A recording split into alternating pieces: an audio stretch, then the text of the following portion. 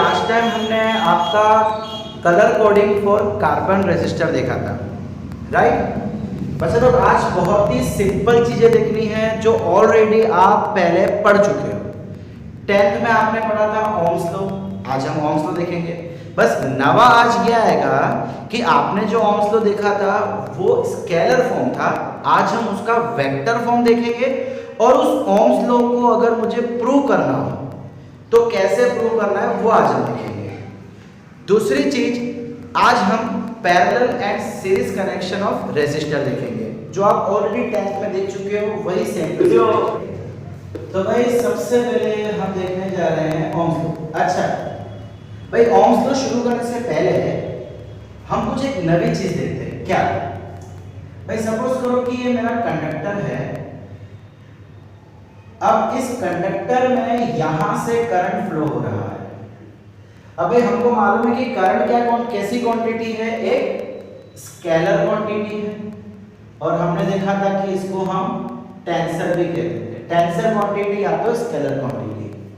लेकिन करंट का कोई भी वेक्टर क्वांटिटी नहीं। देखो, करंट एक्चुअली होना चाहिए था वेक्टर, बिकॉज उसके पास मैग्नीट्यूड भी होती है, उसके पास डायरेक्शन भी होती है, लेकिन वो वेक्टर लॉ के अकॉर्डिंग ऐड नहीं होता, इसलिए वो वेक्टर नहीं है, वो एक्चुअली है स्केलर। बट अगर मुझे इसका एक वेक्टर क्वांटिटी चाहिए हो तो भाई साइंटिस्ट लोगों ने क्या किया, भाई जस्ट करंट की एक वेक्टर क्वांटिटी लाने के लिए उन्होंने क्या कर दिया कि भाई सपोज करो कि अगर मैं इतना एरिया ले लेता हूं, ठीक है, या चलिए सपोज करो कि एक क्रॉस सेक्शन एरिया ले लेता हूं, ठीक है।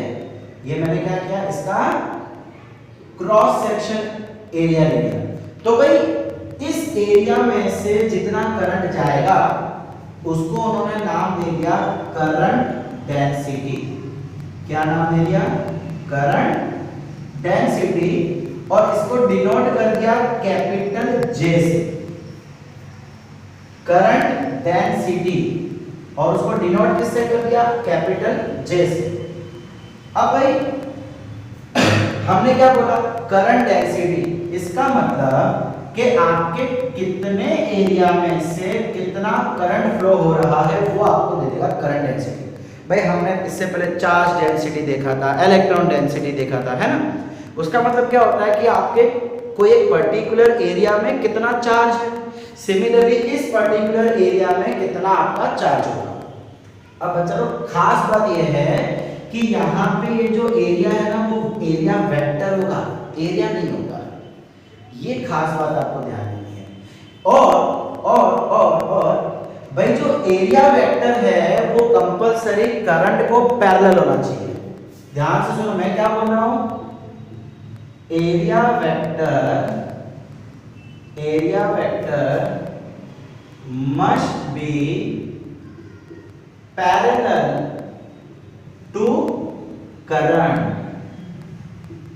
या आप ऐसा कह सकते हो, देखो करंट इस डायरेक्शन में है तो करंट डेंसिटी भी इस डायरेक्शन में होगी। जिस डायरेक्शन में करंट उस डायरेक्शन में करंट डेंसिटी। तो आप ऐसा कह सकते हो कि area vector should be parallel to the current density, है कि नहीं। ओके, अब एरिया वेक्टर कैसा होता है, एरिया वेक्टर आपके एरिया को परपेंडिकुलर होता है, जो क्रॉस सेक्शन है उसको perpendicular. Area vector is perpendicular to cross section. हमने पहले भी देखा था ना, तो चैप्टर नंबर 1 में।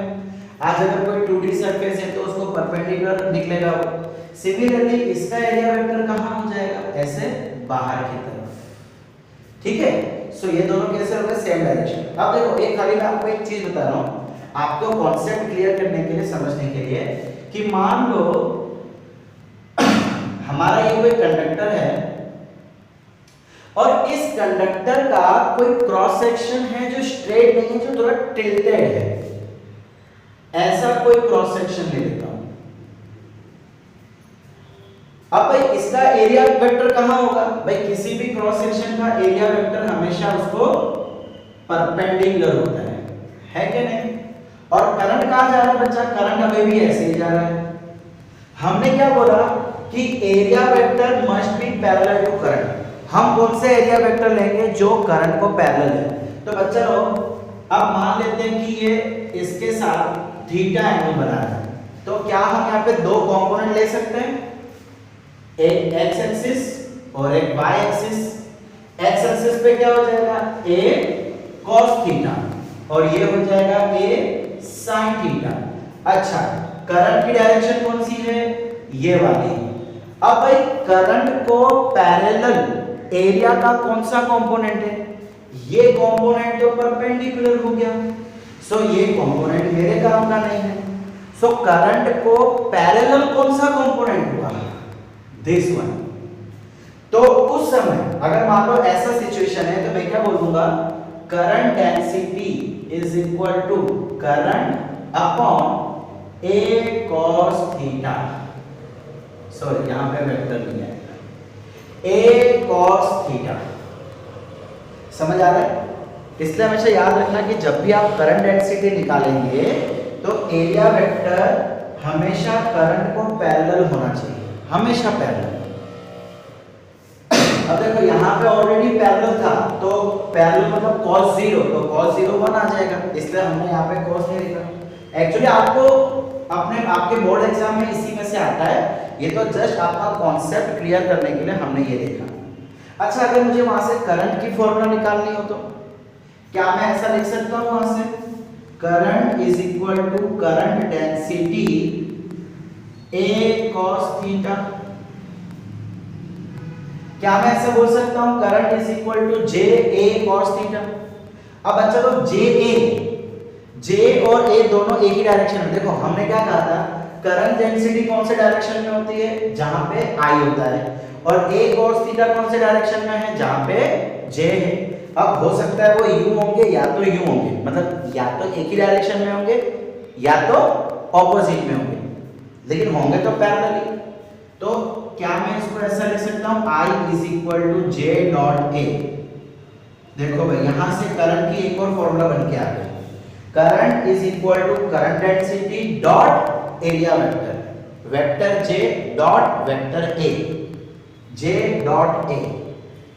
ठीक है, इसको याद रखना भाई। अगर दोनों पैरेलल है तो cos 0 हो जाएगा, तो ऑटोमेटिकली ये वाली फॉर्मूला आ जाएगी, है कि नहीं?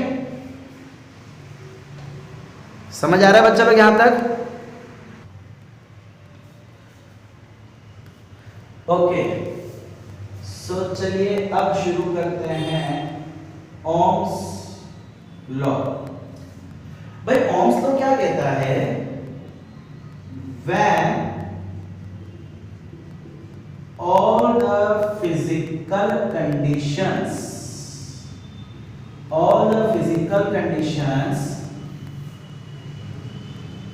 remain same, then potential difference across the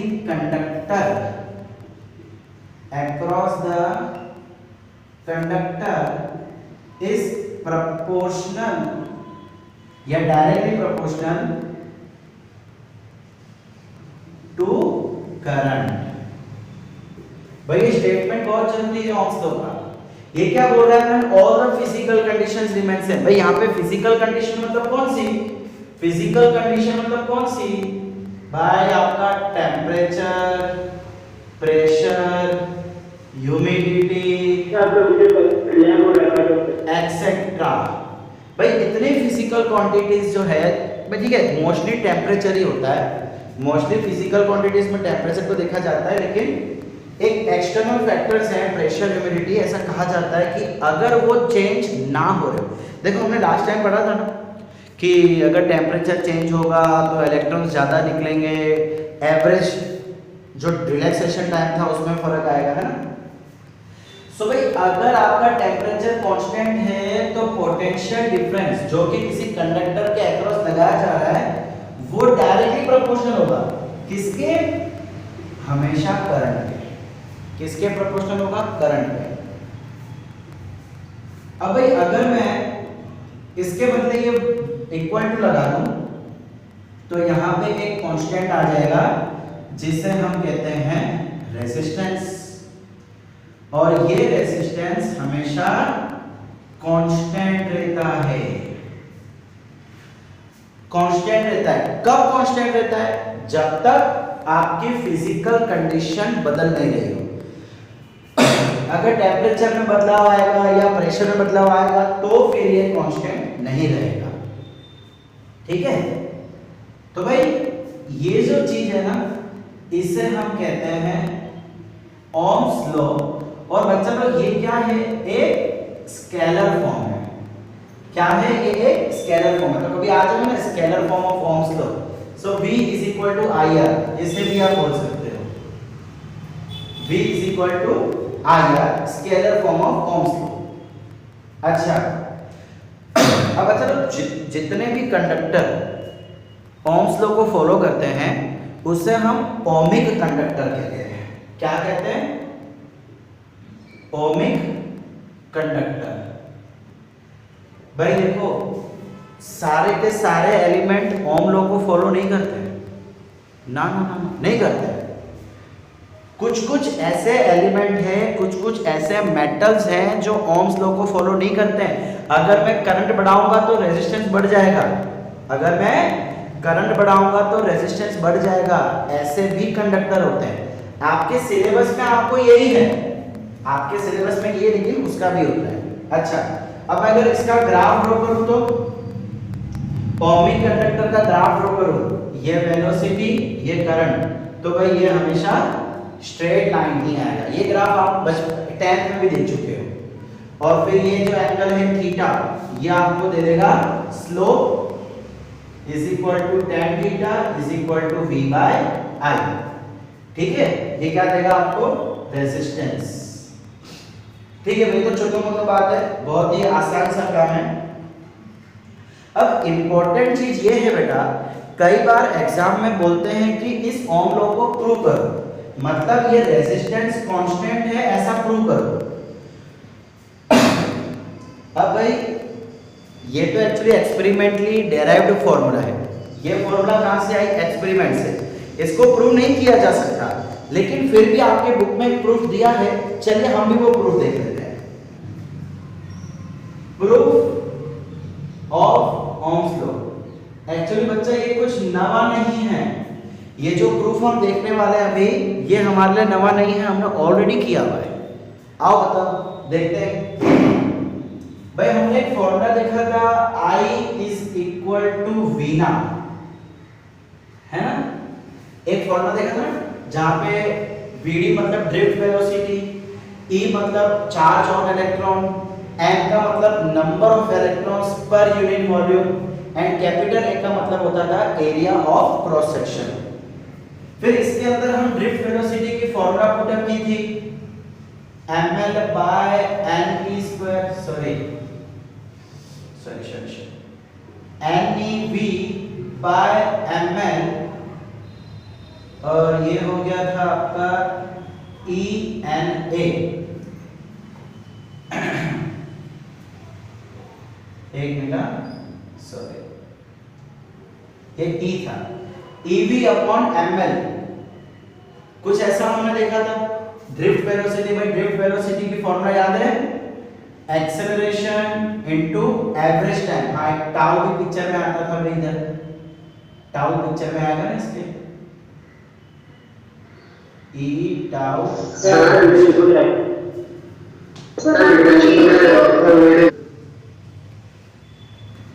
तो भाई आपकी ड्रिफ्ट वेलोसिटी की फॉर्मूला क्या होती थी? Acceleration into tau. डेरिवेशन हमने किया था, एक्सेलरेशन के बदले चार्ज, है ना? एक्सेलरेशन क्या होता है? Force upon mass. फिर हमने क्या किया था? E के बदले फॉर्मूला रखी थी V बाय L। भाई electric field is equal to potential upon L, ये हमको पता है। सो भाई ये चीज हमने यहां पे रख दिया, EV tau upon ml। Drift velocity की फॉर्मूला रख दी। ओके, अब भाई ये क्या हो जाएगा? I इज इक्वल टू, इसको मैं अगर सिंपलीफाई करके लिखूं तो हम इसको ne square tau V upon ml ऐसा लिखते थे। अब ये V बाय I और इसका रेसिप्रोकल, इसको क्या कर रहा हूं? इस पूरे को उठा के मैं इधर ले जा रहा हूं, तो इसका रेसिप्रोकल हो जाएगा, यानी v by i is equal to ml upon n e square tau a। अच्छा ये a भी था ना, ये एरिया इधर आएगा। अब चलो ये क्या बन गया, v by i। So according to Ohm's law v by i is equal to क्या होता है, r ही होता है। तो क्या मैं यहाँ पे ऐसा बोल सकता हूँ r is equal to ml upon ne square tau है। और ये चीज हमने पहले भी देखी थी, पहले भी हमने इस चीज के बारे में बात की थी। भाई यहाँ पे मास क्या है, मास कांस्टेंट है, mass of electron constant. L किस पे डिपेंड करता है, टेम्परेचर पे। भाई अगर टेम्परेचर बढ़ाऊंगा तो हो सकता है वो एलोंगेट हो जावे। फिर नंबर ऑफ इलेक्ट्रॉन्स, ये भी किस पे डिपेंड करता है, टेम्परेचर पे। चार्ज ऑफ इलेक्ट्रॉन ये तो कांस्टेंट है, एम ई ये दोनों कांस्टेंट है। रिलैक्सेशन टाइम वो भी डिपेंड करता है टेम्परेचर पे। एरिया भी कांस्टेंट है।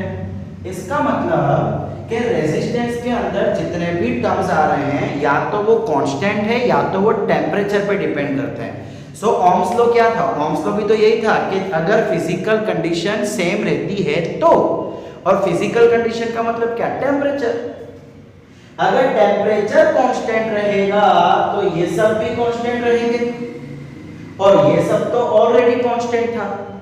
तो भाई इसका मतलब क्या मैं बोल सकता हूं कि r is equal to ml by n square tau will be constant if temperature remains constant। यही तो प्रूव करना था, यही तो हमको प्रूव करना था कि जो रेजिस्टेंस है वो कांस्टेंट है। ओम्स लॉ वही तो कहता है। सो हमने प्रूव कर दिया कि अगर टेम्परेचर कांस्टेंट रहेगा तो ये जो रेजिस्टेंस है वो भी कांस्टेंट रहेगा। ये है इसका प्रूफ। एग्जाम में अगर आवे तो आपको क्या करना है, ये डेरिवेशन करना है और स्टेटमेंट लिखना है। स्टेटमेंट में क्या लिखोगे कि इन सभी चीज को डिस्क्राइब करना है। जितनी भी चीजें यहाँ पे आ रही है सबको डिस्क्राइब करना है। m क्या है, l क्या है, n e टाउ है, सबको डिस्क्राइब करना है। फिर स्टेटमेंट में लिखना है कि l n a tau depends on temperature while m e a remains constant. ठीक है, बस पिक्चर ओवर। तो भाई हमने ओम्स लॉ देखा, ओम्स लॉ को प्रूव किया। ओम्स लॉ का हमने स्केलर फॉर्म देखा है अभी तक। v is equal to I R एक स्केलर फॉर्म है। अब अगर इसी का वेक्टर फॉर्म देना हो तो बेटा पोटेंशियल एक स्केलर क्वांटिटी है, लेकिन पोटेंशियल के बदले ऐसा कौन सा वेक्टर हम रख सकते हैं जो हमको वेक्टर क्वांटिटी दे सकेगा, तो वो है इलेक्ट्रिक फील्ड। सो इसकी जगह पे हमने ले लिया इलेक्ट्रिक फील्ड। आई की जगह, भाई आई का वेक्टर क्या और कौन सा होता है, करंट डेंसिटी। करंट का वेक्टर फॉर्म करंट डेंसिटी, और रेजिस्टेंस का, रेजिस्टेंस के बदले आ जाएगा रो। तो भाई ये हो जाएगा आपका vector form for Ohm's law. E is equal to J rho, E is equal to J rho. ये क्या हो जाएगा, vector form of Ohm's law. ठीक है भाई, अब इसे डेराइव करना है ना। भाई ये कैसे आया, कहां से आया, चलो इसको डेराइव करते हैं। भाई हमारे पास क्या था, स्केलर फॉर्म में v is equal to I R. भाई potential is equal to, potential is equal to E dot dx होता है। अब हम लोग dx के बदले क्या ले लेते हैं, length, length of conductor. So potential के बदले हम E L लिख सकते हैं, E इंटू L। ठीक है, करंट, भाई हमने अभी देखा था current is equal to, current density देखा था ना आज ही, current density is equal to current upon area.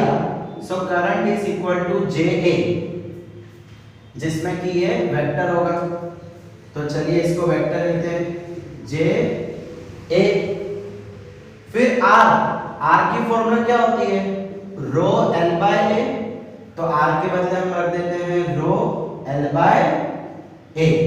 देखिए area area cut, L L cut, क्या बचा, electric field is equal to J into rho. So ये आ गया आपका वेक्टर फॉर्म। बहुत ही सिंपल डेरिवेशन है, बहुत ही सिंपल, एक दो लाइन का ये बस। अब भाई इसको और भी एक तरीके से आपके बुक में दिया गया है, वो तरीका है कंडक्टिविटी का। किसका? कंडक्टिविटी का। भाई कंडक्टिविटी को हम सिग्मा से लिखते हैं। देखो इससे पहले आपने सरफेस चार्ज डेंसिटी को सिग्मा से लिखा था, अब यहां पे सिंबल वही है लेकिन नाम चेंज हो गया है। कंडक्टिविटी, रेजिस्टेंस क्या होता है कि कितने ब्लॉक करेगा, कंडक्टिविटी मतलब कितना जाने देगा। सो इसको हमेशा दिया जाएगा 1/ρ से। रेजिस्टिविटी का रेसिप्रोकल कर दो तो उसे बोल देंगे हम कंडक्टिविटी। तो क्या मैं इसको ऐसा लिख सकता हूं, ρ इज इक्वल टू 1/सिग्मा। 1/सिग्मा वो वैल्यू यहां पे पुट अप करते हैं, E is equal to J 1/सिग्मा।